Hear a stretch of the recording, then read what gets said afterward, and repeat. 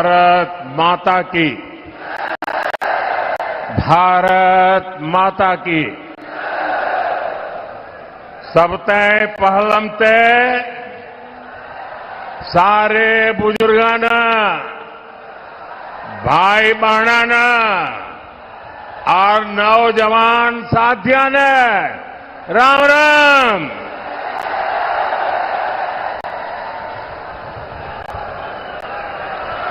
मैं सबसे पहले तो आप सबकी क्षमा मांगना चाहता हूं, क्योंकि हमारी पार्टी के यहां के साथियों ने ये जो पैंडल बनाया वो छोटा पड़ गया और इतने ही लोग बाहर धूप में तप रहे हैं। जो लोग धूप में तप रहे हैं उनको जो असुविधा हुई इसके लिए मैं क्षमा मांगता हूं, लेकिन मैं आपको विश्वास दिलाता हूं, आप ये जो तप कर रहे हैं ना, ये आपका तप बेकार नहीं जाने दूंगा, विकास करके लौटाऊंगा। साथियों, अग्रोहा धाम, गुरु जंबेश्वर, खाटू श्याम जी और माता भनभोरी ब्राह्मणी देवी को मैं सर झुका के प्रणाम करता हूं। ये राखी गढ़ी की धरती है। ये क्षेत्र देश प्रेम और प्रकृति प्रेम दोनों के लिए जो बलिदान दिए गए हैं उसको यहां के लोग आज भी स्मरण करके पूरी मानव जात को प्रेरणा देते हैं। यहां अंग्रेजों की क्रूर तोपों के भी जख्म है, तो यहां पेड़ों की रक्षा के लिए बिश्नोई समाज के तप और त्याग की मिसालें भी हैं। यहां के विकास में स्वर्गीय भजनलाल जी का भी बड़ा योगदान है, आज भी लोग याद करते हैं। और ये मेरा सौभाग्य रहा कि मुझे हरियाणा में काम करते हुए भजनलाल जी के काम को देखने का मौका मिला और चौधरी बंसीलाल जी के साथ काम करने का मौका मिला। और चौधरी बंसीलाल जी मुझे हमेशा कहते थे कि भाई देख, तेरा और मेरा विशेष नाता है। मैंने कहा क्या? और फिर वो मुझे महर्षि दयानंद जी के जीवन के विषय में बड़े भावुक होकर के बातें बताते थे। महर्षि दयानंद सरस्वती जी गुजरात में पैदा हुए, लेकिन जितनी जानकारियां मुझे नहीं थी उससे ज्यादा जानकारियां महर्षि दयानंद जी के विषय में चौधरी बंसीलाल जी से मैं सुना करता था और वो कहते कहते भावुक हो जाते थे। साथियों, मेरा सौभाग्य रहा है, हरियाणा ने मुझे बहुत कुछ दिया है, बहुत कुछ सिखाया है। मैं हरियाणा के विकास में योगदान देने वाली हर संतान को नमन करता हूं। आज सरदार भगत सिंह जी की जयंती पर भी मैं उन्हें श्रद्धा सुमन के साथ प्रणाम करता हूं। साथियों, हरियाणा की माताओं बहनों ने यहां एक नारा दिया है, महारा हरियाणा, नॉन स्टॉप हरियाणा। हरियाणा का विकास ऐसे ही नॉन स्टॉप चलते रहना चाहिए। इसलिए हरियाणा तीसरी बार भाजपा को मौका देने का मन पक्का कर चुका है। चारों तरफ से आवाज आ रही है, भरोसा दिल से, भाजपा फिर से, भरोसा दिल से, भरोसा दिल से। साथियों, जैसे जैसे वोटिंग की तारीख नजदीक आ रही है, कांग्रेस पस्त पड़ती जा रही है। कांग्रेस के नेता अब कहने लगे हैं कि हरियाणा में भी वही हाल होगा जो कांग्रेस का मध्य प्रदेश में हुआ था। एमपी और राजस्थान में पिछले चुनाव में इन्होंने झूठ का गुब्बारा खूब फुलाया, लेकिन जनता ने वोट की चोट देकर के उस गुब्बारे की हवा निकाल दी। अब हरियाणा में भी यही होने जा रहा है। साथियों, कांग्रेस का ये हाल इसलिए होता है क्योंकि कांग्रेस देश की सबसे धोखेबाज और बेईमान पार्टी है। आप पड़ोस में देख लीजिए, हिमाचल में क्या हाल करके रखा है। चुनाव के दौरान हिमाचल की जनता को इन्होंने क्या क्या झूठ बोला, आप कल्पना नहीं कर सकते हैं। अब सरकार बनने के बाद कांग्रेस ने अपने वायदों से पल्ला झाड़ लिया है। जनता कांग्रेस से कह रही है, क्या हुआ तेरा वादा?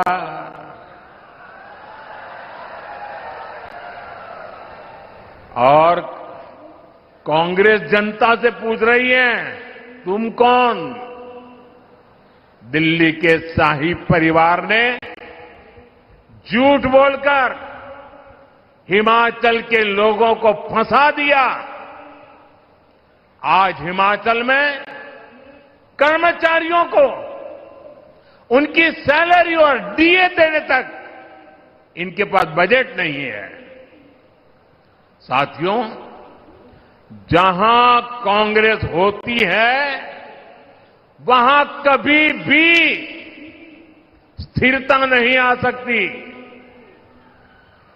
जो पार्टी अपने नेताओं के बीच एकता नहीं ला सकती, वो राज्य में स्थिरता कैसे लाएगी?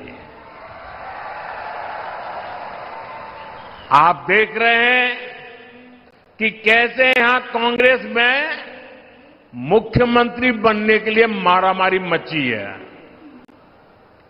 बापू भी दावेदार है और बेटा भी दावेदार है, और दोनों मिलकर बाकियों को निपटाने में लगे हैं। और ये सब देख करके हरियाणा के जागरूक नागरिक कांग्रेस को निपटाने में लग पड़े हैं। कुछ लोग ऐसे हैं जिन्होंने तन मन धन से दिल्ली के शाही परिवार की सेवा की है। अब वो भी पूछ रहे हैं कि उनसे क्या गलती हुई। यहां कांग्रेस का हर गुट, हर सीट पर एक दूसरे को पटखनी देने में ही लगा हुआ है। साथियों, इस गुटबाजी के बीच कांग्रेस में दलितों और पिछड़ों के लिए दरवाजे एकदम बंद है। कांग्रेस जानती है कि दलित उसको वोट नहीं देता, इसलिए वो पूरे दलित समाज से नफरत करती है। आप खुद देखिए, कांग्रेस के राज में गोहाना में दलितों पर अत्याचार हुआ, कांग्रेस चुप रही।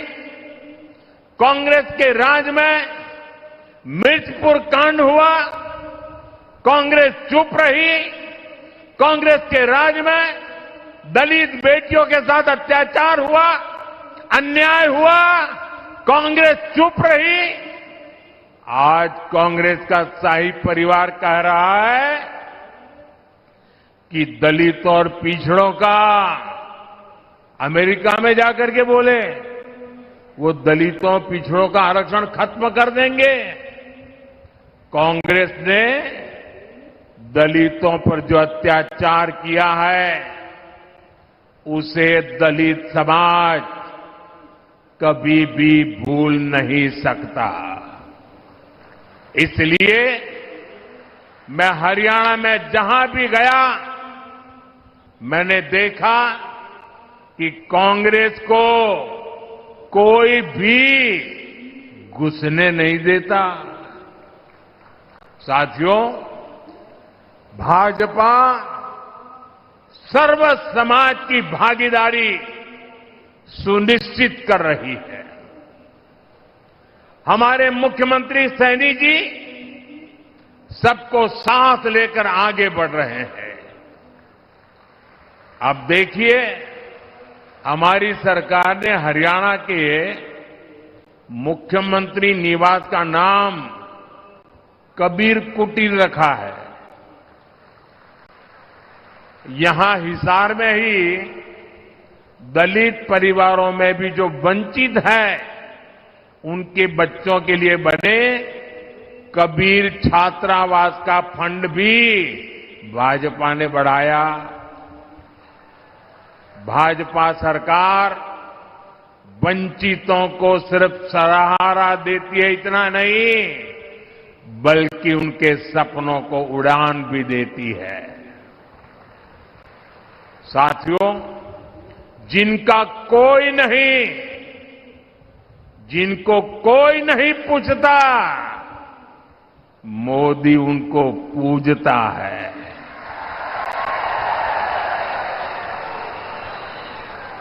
आज मुद्रा योजना से हरियाणा के लाखों लोगों को बिना गारंटी के लोन मिले हैं।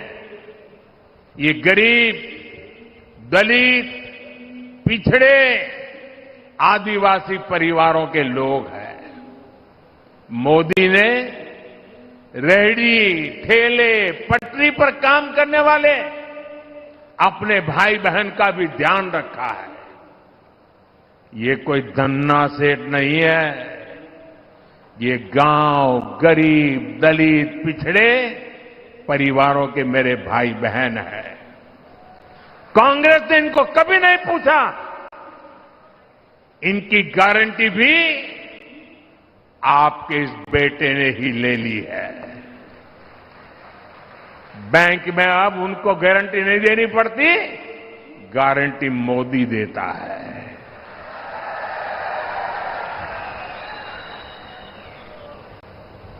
इनको भी पीएम स्वनिधि योजना से हजारों रुपए की मदद बिना गारंटी के बैंक से मिली है। साथियों, कांग्रेस इतना बड़ा स्वार्थी दल है कि उसे वोट के अलावा कुछ नहीं दिखता। कांग्रेस ने किसानों को भी हमेशा वोट बैंक के रूप में ही देखा है। कांग्रेस ने हमेशा किसानों को पानी के लिए तरसाया है, जबकि भाजपा उनकी समस्याओं का समाधान कर रही है। मैं हिसार, सिरसा, भिवानी, फतेहाबाद के किसानों की समस्याओं को समझता हूं। हिसार के कुछ हिस्सों में जो सेम की समस्या आ रही है, उसकी जानकारी भी सरकार को है। इसका समाधान करने के लिए भी सरकार बनने के बाद प्रयास तेज किए जाएंगे। साथियों, कांग्रेस यहां किसानों के लिए बड़ी बड़ी बातें करती है, लेकिन आपको भूलना नहीं है, हुड्डा जी सरकार तो 2 रुपये के मुआवजे वाली सरकार थी। हर किसान को याद है ये 2 रुपया मुआवजे वाली सरकार। फर्क देखिए दोस्तों, ये भाजपा सरकार है जो बिना मांगे देश के 10 करोड़ से ज्यादा किसानों को पीएम सम्मान निधि हर वर्ष 6,000 रुपया सीधे उनके बैंक में खाते में जमा करती है, उनके सम्मान की चिंता करती है। और वो लोग 2 रुपये का मुआवजा, क्या हमारे हरियाणा के किसानों का अपमान करते समय आपको शर्म नहीं आई? ये सम्मानित किया जाता था। इसलिए मैं आज आप लोगों को हाथ जोड़ करके काम दे रहा हूं और मुझे विश्वास है आप इस काम को करने में कभी पीछे नहीं हटेंगे। जब भी कांग्रेस के लोग आपसे किसानों की बात करें, आप उनसे एक बात पूछोगे? जरा जोर से बोलिए ना, पूछोगे? जरा उनको पूछना कि आप जो हरियाणा में बड़ी बड़ी बातें करते हो, बड़ी बड़ी घोषणाएं कर देते हो, तारे तोड़ करके लाने की बातें कर रहे हो। अरे भाई, तुम्हारी कर्नाटका में सरकार है, तेलंगाना में सरकार है, हिमाचल में सरकार है, कुछ तो लागू करके दिखाओ। जरा इसको इतना पूछ लीजिए। ये यहां बातें करते हैं और वहां लागू नहीं करते हैं। कर्नाटका में इनकी सरकार है, वहां कांग्रेस सरकार के बनने के बाद सैकड़ों किसान आत्महत्या कर चुके हैं। सच्चाई यही है कि कांग्रेस देश के किसानों के जान की दुश्मन है। वो सिर्फ किसानों को झूठ बोल सकती है। यहां कांग्रेस ने एमएसपी पर भी आपसे सिर्फ झूठ बोला है। सच्चाई यह है कि यहां भाजपा की सरकार 24 फसलों को एमएसपी पर खरीद रही है, जबकि कांग्रेस शासित राज्यों में इक्का दुक्का फसलें ही एमएसपी पर खरीदी जाती है।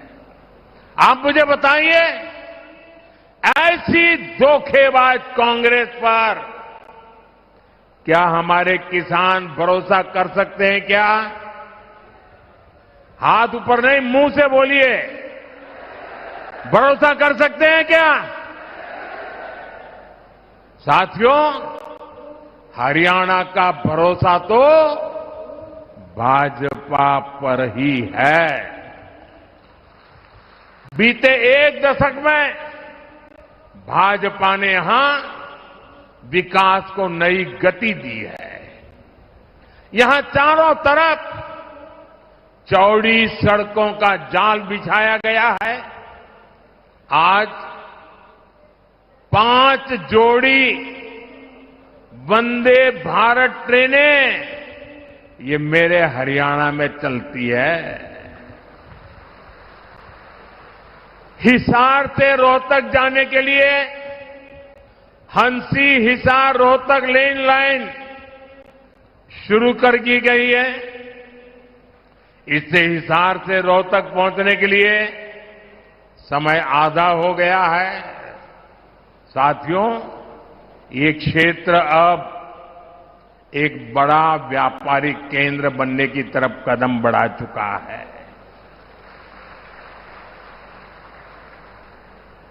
हिसार एयरपोर्ट बनने से यहां नए उद्योगों को बढ़ावा मिलेगा।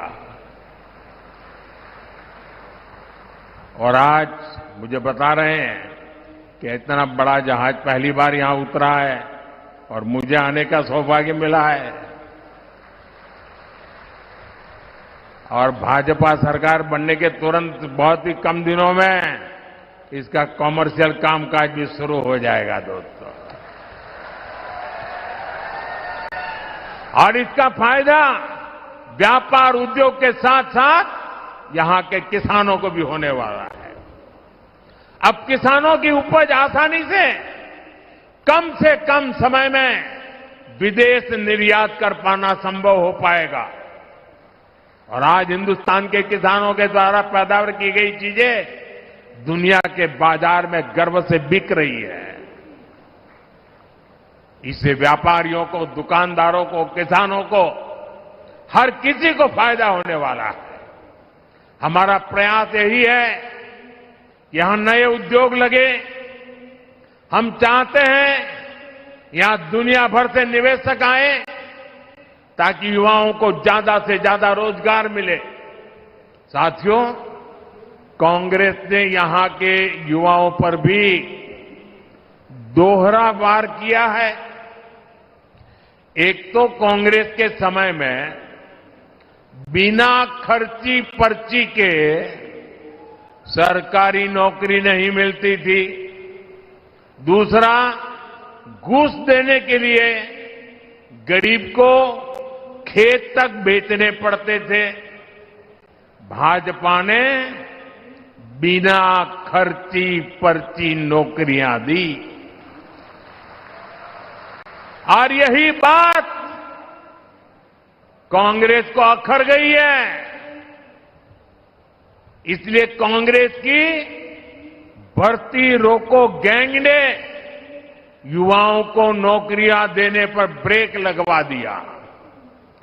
कांग्रेस की भर्ती रोको गैंग को इस चुनाव में मेरे सभी नौजवान उनको जरा सबक सिखाइए ताकि आपके भविष्य को ताला लगाने का पाप न करे। साथियों, कांग्रेस सिर्फ लूट खसूट ही नहीं करती बल्कि निर्लज्जता से उसका बचाव भी करती है। कांग्रेस के राज में कैसे दलालों और दामाद का ही बोलबाला था, ये मैंने हरियाणा की जनता के सामने रखा। अगर किसी को पछतावा होता, किसी को अगर दो आंख की भी शर्म होती, तो वो हरियाणा की जनता से माफी मांगता। लेकिन कांग्रेस के लोगों ने आपसे माफी नहीं मांगी, बल्कि बड़ी बेशर्मी से दलालों और दामाद का बचाव कर रहे हैं। कांग्रेस के इस रवैये से नाराज होकर अब हरियाणा की जनता कांग्रेस के विरुद्ध खड़ी हो गई है। अब जनता खुद इनका कच्चा चिट्ठा बाहर निकाल रही है। आप भी देख रहे हैं कैसे हर रोज इनके समय के घोटालों के नए नए कागज सामने निकल करके आ रहे हैं। साथियों, हरियाणा के लोग हर गांव, हर गांव सह सकते हैं, लेकिन हरियाणा के लोग देश के विरुद्ध कोई बात सह नहीं सकते। हरियाणा के लोग कट्टर देशभक्त है। देश की बात आती है तो हरियाणा वाले सब कुछ भुलाकर एकजुट खड़े हो जाते हैं। इसलिए कांग्रेस का असली चेहरा भी आपको याद रखना है। आज की कांग्रेस अर्बन नक्सलियों के चंगुल में है। मैं कोई ढकी छुपी बात नहीं कर रहा। कांग्रेस के नेता विदेश जाते हैं तो किससे मिलते हैं? ये उन लोगों से मिलते हैं जो भारत के दुश्मनों की भाषा बोलते हैं। कांग्रेस के इंटरनेशनल पार्टनर वो लोग हैं जो दुनिया भर में भारत को बदनाम करने में जुटे हैं। विदेश में जाकर कांग्रेस के नेता वही भाषा बोलते हैं जो भारत का बुरा चाहने वालों को पसंद आती है। आप भी सोचिए, आखिर क्यों पाकिस्तान कांग्रेस का समर्थन करता है? कांग्रेस की नीतियों को पाकिस्तान को पसंद आती है। साथियों, हरियाणा के लोगों को कांग्रेस के वादों इरादों से बहुत सावधान रहना है।